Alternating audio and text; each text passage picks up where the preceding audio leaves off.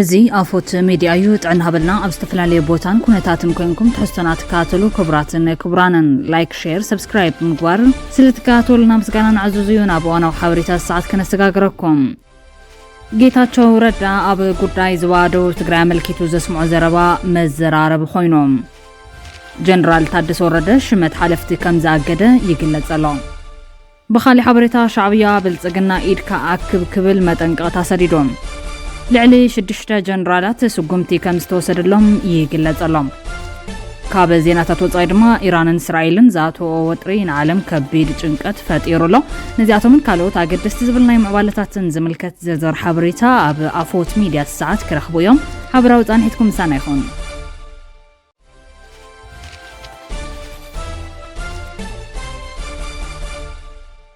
15 ሰነ መሰጸላት ገጢሞም ኩሉ ዓይነት መስዋዕትን ዝኽፈሉ ስዋዓት ብምዝካር ክኽበር ኢሉ ኮሚሽን ሓርበኛታት ትግራይ ኮሚሽነር ኮሚሽን ሓርበኛታት ትግራይ ኣይተ ናሲር ሙሑር 15 ሰነ መዓልቲ ሰማዕታትን ተንኽበር ነቶም እንተ ትግራይ ክብሉ መስዋዕት ዝኽፈሉ ንምዝካር ብብርክ ክልል ኣብ ከተማ ሓውዜን ከም ዝዝካርን ኣብ መላእ ትግራይ ድማ ብዝተፈላለየ ምድላዋት ከም ዝጽንበል ድማ ኣብቲ መግለጺ ሓቢሮም ዕድሪ ስዋዕትና ከይዕበርና ከም ህዝቢ ዝኽፈልናይ መስዋዕትን እናተዘከረን እናተኸበረን ክውዕል ይክብሉ ኣይተ ናሲር ዝገለጹ ኮይኖም እቲ ዝኽሪ ብድምቀት ንምኽባር ዝተፈላለዩ መደባት ከም ዘለው ወንገሊጦም ብብርክ ክልል ብሄራዊ ኮሚቴ ተጣይሹ ከም ዘሎን ኣብ ትሕቲኡ ድማ ዓበይትን ኣናእሽተይን ኮሚቴታት ከም ዘሎን ተዋዲድካ ንምስራሕ ልዑል ድልውነት ከም ዘሎን ተገሊጦም ኮሚሽን ሓርበኛታት ትግራይ ኣብዚ ዓመት ኣጀንዳ መርድብ ብሄራውያን ሓርበኛታት ብውስን መልክዑ ከም ዝተዛዘመን ሕወየት ሓርበኛታት ኣብ ምርግጋጽ ስራሕቲ ዝተጀመረሉ ምዃኑ ተገሊጦም መዓልቲ ሰማዕታት ሕቶ ሓድነት ኣብ ሕቶ ኣብ ዝወደቐሉ ተመዛበልትና ናብ መረበቶም ኣብ ዘይተመለሱሉ ግዜ ነብዕሎ ስለ ዘለና ከም ህዝቢ ገጢምና ዘሎ ፈተና መዋጾ እንፈልየሉን ሓድነትና ጠናኺርና ንምኻድ ቃልና ተወሉን መዓልቲ ክኸውን ከም ዝግባእ ድማ ተገሊጾም ካብዚ በተወሳኺ ኣብ ትዕለት ኣብ ዝተፈላለዩ እዋናት ዝተፈላለዩ መስዋዕት ዝኸፈሉ ወገናት ኣብ ጎኒ ስድራ ስዋዕት ብምዃን ክሓልፍ ከም ዝግባኦን ብድሙቕ ህዝባዊ ተሳትፎ ከም ዝዝከርን ድማ ንምፍላጥ ተኻኢሉ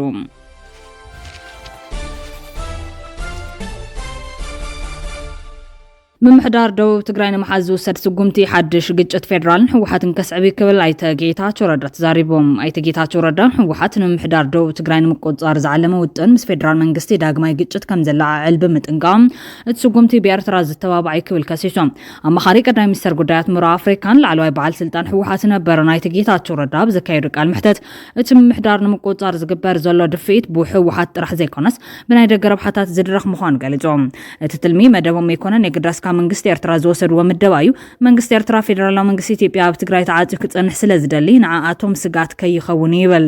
ብዕለት 9 ጉንበት 2025 ኣብ ወንበር ሕወሓት ደብረጽዮን ገብረ ሚካኤል ምስ ውድብ ዝተኣሳሰሩ መራኸቢ ብዙሓን ኣብ ዝገብሩ ቃል ምሕተት እቲ ውድብ ኣብ ልዕሊ ደቡብ ትግራይ ምሕዳራዊ ቁጽር ንምርግጋጽን ሕዚ ዘለዎ ኣመራርሓ ንምትካን ድሌት ከም ዘሎ ኣፍሊጡ ነይሮም ኣብ ውሽጢ መሪሕነት ሕወሓት ዝተፈጠረ ምምቕቓል ስዒቡ ትምትፍናን ናብ ሓይልታት ትግራይ ልሒኹ ላዕሎት ኣዘዝቲ ድማ ነቲ ብዶክተር ደብረጽዮን ገብረ ሚካኤል ዝምራሕ ክንፊ ሕወሓት ደጊፎም ደው ምባሎም ይዝከር ናብ ደቡብ ትግራይ ብጠመንጃ ክትኣቱ ምፍታን ቀይሕ መስመር ክብል ሃፍቱ ኪሮስ ምዝራቡ ዝዝከር ኮይኖም ነሲዕቡ ድማ ነቲ ባይተ ጌታቸው ረዳ ዝምራሕ ዝነበረ ማሕበር ጊዜያዊ ምሕዳር ብሓይሊ ብምፍራስ በቲ ዝድግፍዎ ክንፊ ሕወሓት ዝተሸመ ኣካል ስልጣን ክቆጻጸር ገይሮም ነቲ ኸይዲ ዝተቃወመ ዞባ ደቡብ ትግራይ ዛጊድ ኣብ ትሕቲ ሌተናል ጀነራል ታደሰ ወረደ ዝምራሕ ሓድሽ ምምሕዳር ከም ዘይኮነ እዩ ዝንገር ማዕኸን ዜና ቢቢሲ ነዚ ጉዳይን ተዛመድቲ ዛዕባታትን ንልዒሉ ምስ ኣመሓዳሪ ዞባ ደቡብ ትግራይ ኣይተ ሃፍቱ ኪሮስ ቃል ምሕተት ተካይዱ ነይሩ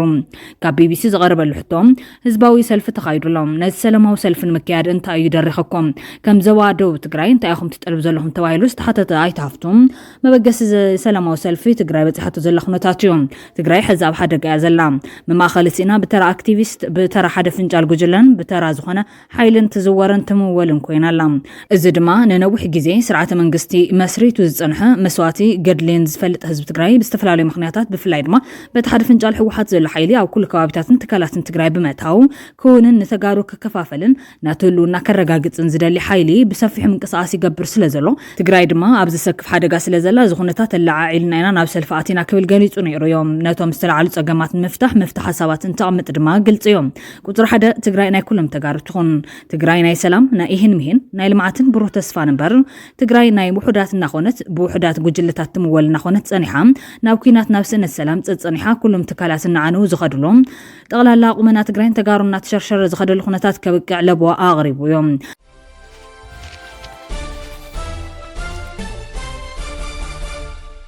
بريزيدنت جنرال تادس زاغيد بزيكا حدا حلاف زهابو شمت كم زيلة تفليتو ببريزيدنت جنرال تادس يتخلى الحجاز تخلو عم حداري زوادو مراكوين مشامو ميفلت توما محداري كاب حدا سنة خلتشن عصر شعطنا متمرد جاميرو ببريزيدنت جزام حدار تقراي جنرال تادس ورد عم حداري زوادو مراته جيرم تشيمم انتخونا مزت تحيزم او زوت وحاوري تاتات جنرال تادس ورد كقرب لصنحه اود ادبان حافاينتن جزام حدار سيبم حدشت معرايات يقبر كم زلي زغلص كابتم حدشتا زدعوم توهيلم زغلص زلو شمتا محدرت زواتات قدماي دكتور ردا برها كنتيبا زوا مغلم كلاي دكتور ابراهام حاغوس زوا مرام سالساي ايت الشيغرماي زوا ماخل رابعاي ايت ولد ابراها قبر صادق زوا سمير معراب حمشاي ايت قدي ازناو زوا معراب شالشاي ايت خلال الحجازي زوا دوم مبرا شوعاي ايت زنابو قبر مدهن زوا دبو كم زخون يزحبر زلو زبل خوينا يكون مبارت زرخمنا حبرتا كساب ذا ساعات زياب زي كان يكل الحجازي ام حدار زوا دوم مبرا نيكالوت زواتات بدبدب بريزيدنت تسني شمت يلن زبل يوم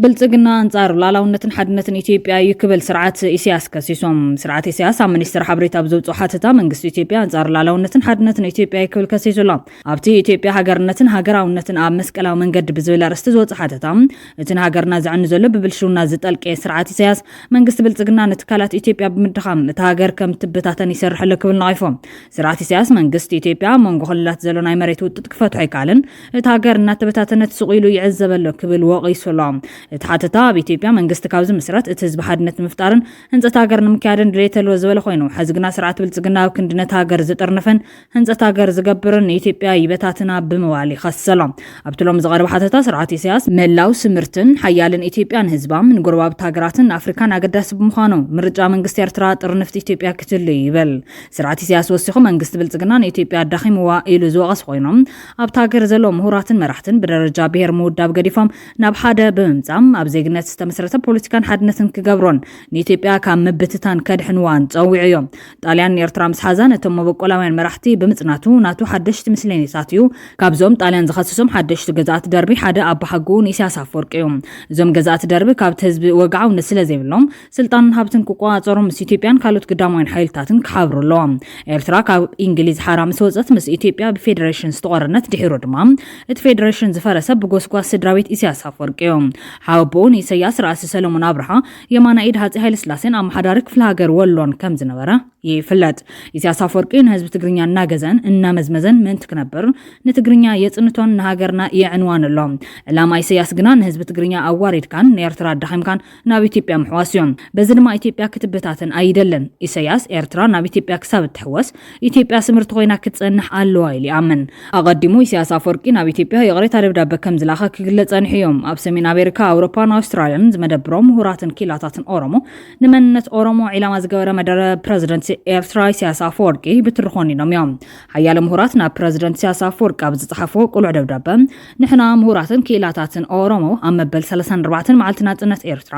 ብዕለት 24 ጉንበት 2025 ፕሬዝደንት ኢሳያስ ኣብ ዘስምዕዎ መደረ ነታ ኣብ ልዕሊ መንነት ኦሮሞ ዝተፈጸመ መጥቃዕቲ ብዘይ ጥርጥር ንምኹናን ነዛ ደብዳቤ ንጽሕፈልኩም ክብል እዮም ኣፍሊጦም ነይሮም እዚ ንሰልፊ ብልጽግና ኢትዮጵያ ዝዓለመ ዝመስል ዘረባ ኣብ ልዕሊ መንነት ኦሮሞ ዝተፈጸመ ንጹሩን ከቢድን መጥቃዕቲ ምንባሩ ዝገለጹ ቶም ምሁራት መደረት ፕሬዝደንት ዓብይ ቅሬታ ከም ዘሳዕበን ነቲ ኤርትራ ኣብ ህዝቢ ኦሮሞ ዝነበረ ኣወንታዊ ረኣያን ርእቶን ከም ዝሃስየን ሓቢሮም ኣብዚ ደብዳቤ መንግስትኩም ካብ ብክልቲኡ ወገን ዘሎ ህዝቢ ዝጎድእ ቅሉዕ ምትእትታዊ ስጉምትታት ክቁጠብ ሓቲትናዮ ኣለና ይብሉ ቶም ምሁራት ብሓቂ ፖለቲካ ኤርትራ ኣብ ልዕሊ ቃልሲ ኦሮሞ ጥራሕ ዘይኮነስ ኣብ ልዕሊ መንነት ኦሮሞ እውን ዝያዳ ተጻቦ ክፈጥር ንርኢ ኣለና ድማ ኢሎም እዮም እቲ ፕሬዝደንት ኣብ ዝቐረባ እዋን ኣብ ዘስምዕ መደረ ንህዝቢ ኦሮሞ ዝዓለመ ተረር መልእኽቲ ከም ሰደደውን እቶም ምሁራት ገሊጾም እንተኾነ ግን ነቲ ብልዕሊ 85 ምሁራትን ሰሙያን ኦሮሞን ናብ ፕሬዝደንት ኢሳያስ አፈወርቂ ዝተጻሓፈ ክፉት ደብዳቤ ብወገን ወሃቢ ቃል የማነ ገብረ መስቀል ካብ ኤርትራ ምላሽ ተዋሂብዎ ነይሩ እዮም እቲ ኤርትራ ንነዊሕ እዋን ዝጸንሐ ረኣያን መርገጽታትን ደጊምና ክንገልጽ እንደሊ ዝብል ምላሽ የማነ ገብረ መስቀል ቀዳማይ ኤርትራ ንህዝቢ ኦሮሞን ባህሉን ዝለዓለ ኣክብሮት ኣለዋ ካልኣይ ኤርትራ ምስ ህዝቢ ኢትዮጵያ ብፍላይ ድማ ንህዝቢ ኦሮሞ መሰረታዊ መሰላትን ምስጓም ዝገብሮ ዘሎ ጽንዓት ምትሕግጋዝን ሓያል ደገፍን ንልዕሊ ፍርቅ ዘበን ዝጸንሐዮም ሳልሳይ በዚ መዳይዚ መደረ ፕሬዚደንት ኢሳያስ አፈወርቂ ፖለቲካዊ ኦሮሞ ማዝመልከት መወከሲ ነትን ህዝብ ኦሮሞ ዘሎ መትከላዊ አኽብሮት ዘጉድለ ዘይኮነስ ኣብ ዝሓለፈ 2 ዓመታት ካብ ዝተወሰኑን ዘይውከልን ሸነኻት ናብ ፀሓይ ዝወጹ ሓቅታት ዘርሕቕ ስነ ሓሳባዊ ትርጉማትን ልዕለ ቃላትን ዘመልክት እዮም ራብዓይ ኤርትራ ቀርና አፍሪካ ንሰላምን ፍትሕን ብዘይ ምንቅስቃስ ተወፋይነት ኣለዋ እቲ ኸብሪ ሓምሓም ውቃዕ ንውግእ ዝድርኽን ካብ ኤርትራ ዘይኮነስ ካብቶም ሉዓላዊ ግዛታት ኤርትራ ንምውራር ብግልጽ ዝንቀሳቐሱ ዘለዉ ሓይልታት ዝነቅል ምዃኑ ሚስጥር ኣይኮነን ክብል እዩ ሚኒስተር ዜና የማነ ገብረ መስቀል ገሊጹ ነይሮም ፕሬዚደንት ኢሳያስ ኣብ መዓልቲ ነጻነት ናብ ኢትዮጵያን ገዛ ሰልፊ ብልጽግናን ዘነጻጸረውን ተሪር ንቐፌታ ምቕራብ ይዝከር ነታ ኣብ ኢትዮጵያ ፈለማት ፈጢሩ ዝነበረ ለውጢ ተስፉ ናይ ህዝቢ ሃንቀውታ ኢሉ ብምግላጽ እዚ ዝሰናበዶም ናይ ግዳም ሓይልታት ኣይቀሰኑን ክብል ተዛሪቦም ኣብ ውሽጢ ናይ ዝሓለፈ ቀረባ ዓመታት ጥራሕ ብሽም ብልጽግና ከም ሓድሽ ወኪል ናይ ወይ ተገዛኢ ኣብ ልዕሊ ህዝቢ ኢትዮጵያ ኣውጀሞ ዘለዉ ኩነታት ናይ ጭንቀቶም መርኣያ ኢሎም ብተወሳኺ ዝተፈላለዩ ማዕዝናት ናይ ማያት ናይ ኒልን ቀይሕ ባሕርን ናይ ባሕሪ መስኮት ንህዝቢ ኦሮሞ ዘይውክል ኦሮሞ ማስን ሓሳብ ኩሻውያንን ሰማዋይንን ሕንቅልተይ ናይ ኤትኒካት ሕድሕድ ኩናት ህዝብን መሬትን ዓፋር ከም መድረኽ መጻወት ምምዝማዝ ወዘተ እቲ ዕንደራን ምህውታትን ኣብ መወዳእታ ድማ ህድማን ቅድሚትን ጥራሕ ክበሃል ዝከኣል ክብል ተዛሪቡ ነይሩ እዮም እታዊጅ ዘሎ ኩነታት ሓንቲ ዘይኮነ ብዙሕ ኩነታት ንምብራዕ ዝጓረት ዘሎ ቴክኖሎጂን ኣጽዋርን ምስ ዘሰነዩ ሕሱር ጃህራን ፍኸራን ምዝጉብ እዩ ኢሉ ድማ ይውስኽ ፕሬዚደንት ኢሳያስ አፈወርቂ ነተጻበኦ ህዝብን መንግስትን ኤርትራ ዝፈሓስ ዘሎ ቁልዕን ስውርን ሽርሕታት እውን ዘይፈለጠ የለን እንታይ እቲ መደምደምታ ተበጊሱ ዝነበረ ተስፋ ሃንቆብታ በኒን ይድሕር ምባልን ህዝቢ ኢትዮጵያ እውን ሕርያታት ፈሊጡ ተቃውሞታቱ ይበራትዕ ይርአ ምህላው ሓቢሮም መንግስቲ ኤርትራ ነቲ ብቀዳሚ ሚኒስትር አብይ አሕመድ ኣብ ኢትዮጵያ ዝተጀመረ ተበጊሱ ዝተባሃለ እርማዊ ሪፎርም ዘይተቆጠበ ደገፍ ማሃቦም በዚ ተኸሲት ዘሎ ሃንደበት ዘጣዓስን ዘሰክፍን የብሉን ኢሉ ምግላጹ ይዝከር